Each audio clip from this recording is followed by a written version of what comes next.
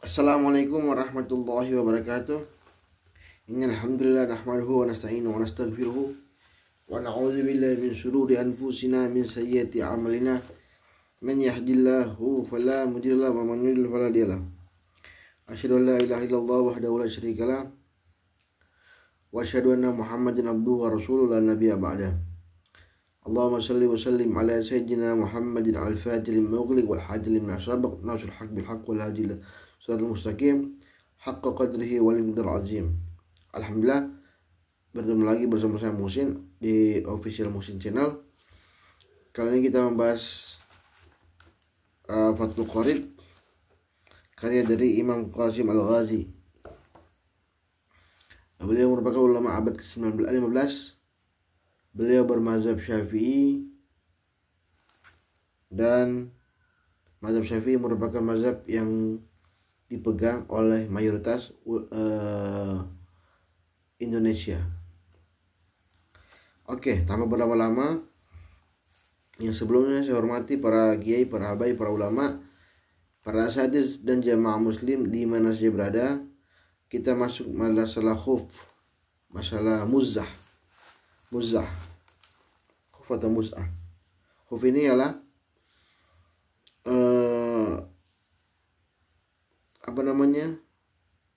membasuh kedua kaki, membasuh kedua khuf atau sepatu yang digunakan ketika bepergian, tetapi tanpa melepas sepatu kita bisa menggunakan khuf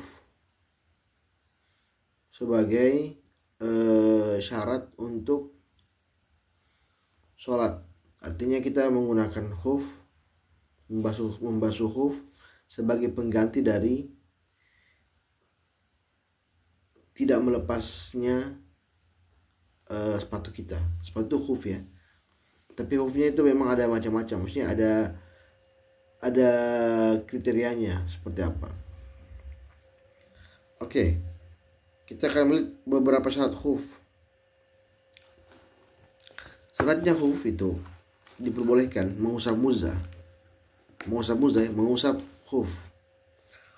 Pertama, mengenakan kuda muzah atau khuf setelah dalam keadaan suci dan secara sempurna. Jika seseorang membasuh salah satu kaki yang langsung menggunakan muzah pada kaki tersebut, kemudian hal yang sama dilakukan pada kaki yang satunya, dia tidak memenuhi syarat pertama. Kenapa? Karena cuma satu aja disapu.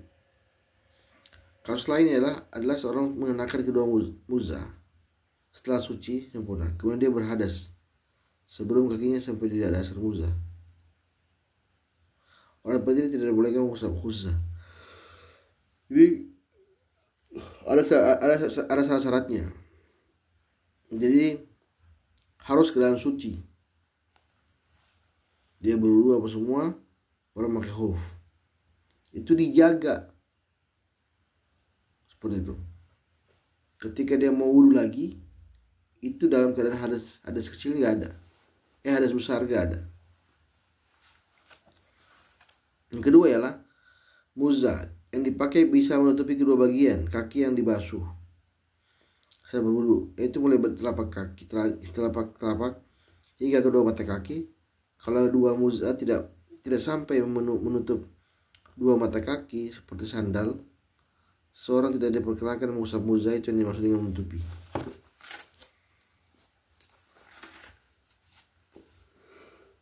Muzah adalah benda yang bisa menahan resapan air, bukannya membatasi penglihatan.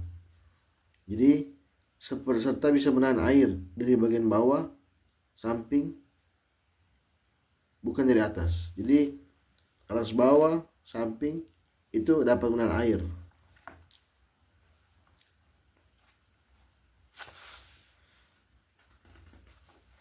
Ketiga, muz'ah atau khuf yang dikenakan bisa dipakai berulang-ulang kali sebagai musafir, biasanya berulang kali berjalan naik turun untuk memenuhi beberapa ketentuan. Dan syarat ketiga ini disebut Imam Abu Syuja, ini dapat dipahami bahwa kedua muzah harus kuat. Sekiranya dia bisa mencegah resapan air, maka kedua muzah itu harus suci. Jadi pertama itu syaratnya ialah harus dalam keadaan suci muzah, ketika memakai muzah atau khuf. Kedua, harus menutupi kedua bagian kaki yang wajib dibasuh. Mata kaki sampai telapak kaki semuanya itu tertutup. Ketiga, muzah dipakai harus betul-betul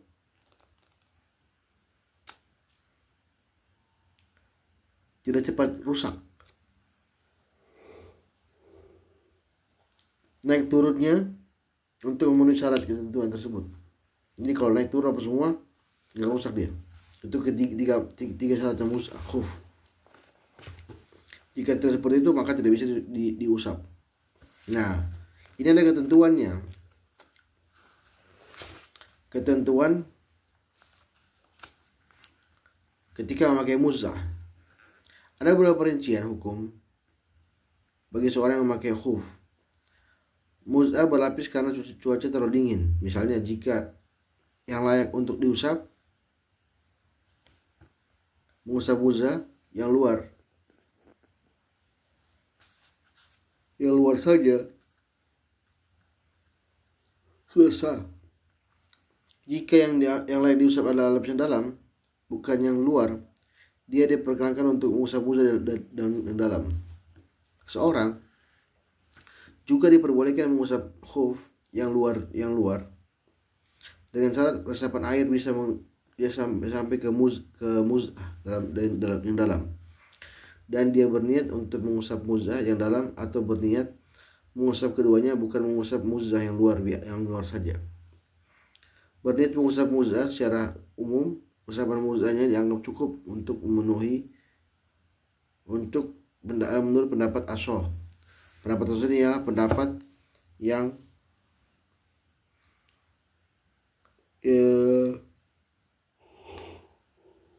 pendapat para ulama yang bermazhab Syafi'i.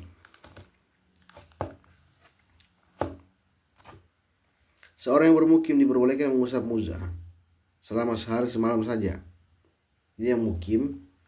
Kalau dia mukim, ini agak rinci ya. Kalau dia mukim, dia itu hanya mengusap sehari semalam saja. Sedangkan orang yang berpergian, musafir, diperbolehkan sampai 3 hari. Baik malam yang lebih dihitung maupun belakangan.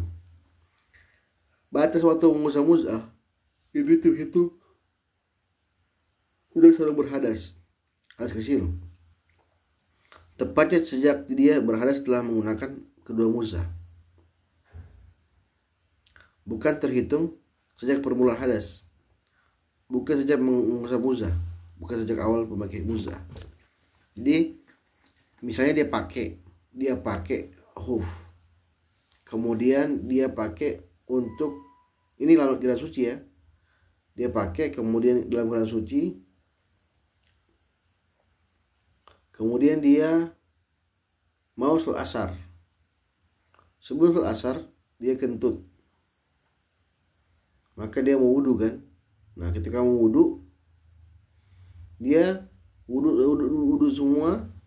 Ketika bagian kaki dia tidak perlu membuka sepatunya, khufnya. Dia cukup membasuh aja. Nah, itu maksudnya. Jadi seperti itu. Orang yang melakukan perjalanan dengan niat bermaksiat, orang berlegara